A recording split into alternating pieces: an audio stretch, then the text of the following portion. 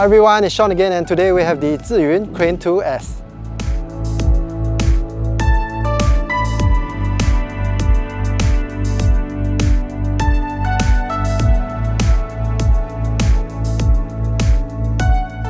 So the Crane2s is really to fill a gap for Zhiyun. On the higher end, they have the Crane3s, which was meant for the cinema cameras, big cameras, and on the lower end is the Webuild S, targeted at the mirrorless cameras. And this is perfect for the upcoming Red Komodo, ZCAM flagship series, and of course the Black Magic series, which because of the odd shape doesn't really fit on the Webuild S. So let's take a look at the key differences.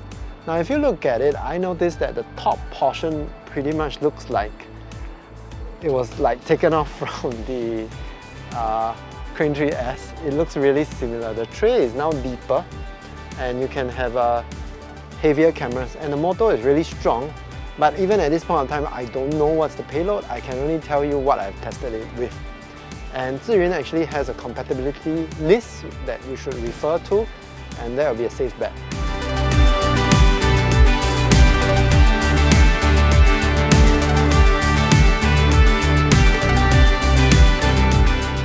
Now on this portion, the bottom here is really the Crane 2, the original Crane 2, exactly the same size because my previous accessories could clamp onto it.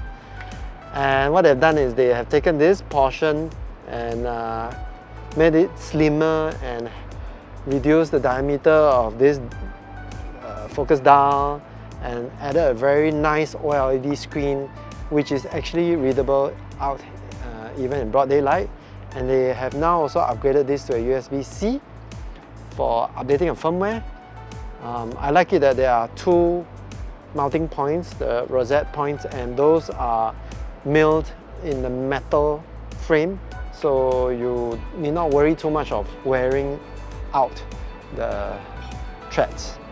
Oh yes, and then at the bottom here, it's still using a 1/4 inch thread, but you can actually remove it to access the larger thread beneath. So I find it very useful if I want to connect it to a monopod to boom the camera up. So now let's take a look at the top portion. So you notice that my camera is actually mounted vertically and not horizontally. And yes, that is the new feature of this Crane2s, and basically what it does is to allow you to switch to vertical IG videos on the fly. So this is very handy. It works for a lot of cameras. Now what you're seeing is the sample done with the flagship series, the ZCAM F6, and I had no issues doing it. Everything is out of camera with no post stabilization. The next worthy mention are the redesigned axis locks, and you could just turn it on and snaps into place. It's very solid. The other feature I want to talk about is now if you're not using the standard Manfrotto plate and you want to mount this on your tripod, you could actually remove this totally and mount your own quick release plate below.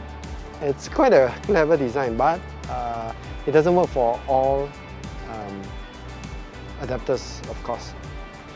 Strangely, there was no mention on this one, but I discovered that it was possible to remove a part of the arm like the Crane3s. And now I have an unobstructed rear view of the camera LCD, as well as 100 grams less. Now the next thing I want to talk about is the modes. While the modes remain the same for all their gimbals so far, I do appreciate that they now can program this follow mode button, and such that you don't need to press and hold. You can though, it comes default press and hold and you follow. You can set it to press once and it switch permanently to follow mode, press again and it goes back. So we also tested the camera controls, and I'm glad to say that for the Canon R5 it works perfectly. Blackmagic works perfectly as well, but for ZCAM, only ISO and recording works at the moment. Okay, just one last mention. They have deliberately not given the payload. And I guess that's because there are a lot of combinations of cameras, and even with the weight, but if you have the wrong balance, it might not work very well. While we did not have any issues with most cameras, we did have issue with the Blackmagic Pocket. Now, I guess this camera is very unique because it's very light and all the weight is all at the lens. So what we experienced was a vibration issue, and I have found that you need to mount it on the riser plate that is included with the base plate, and this lens support is very crucial, especially if you have a longer lens. And the magic solution is to align this such that it touches this axis, this particular horizontal axis. That is the trick to the problem. So I guess that only applies if you are using the Blackmagic. So far I have not experienced this with any other cameras. So I hope this has been useful. At USD $599, I think it's quite a competitive product with so many upgraded features and so many options. So I will see you the next time. Bye bye.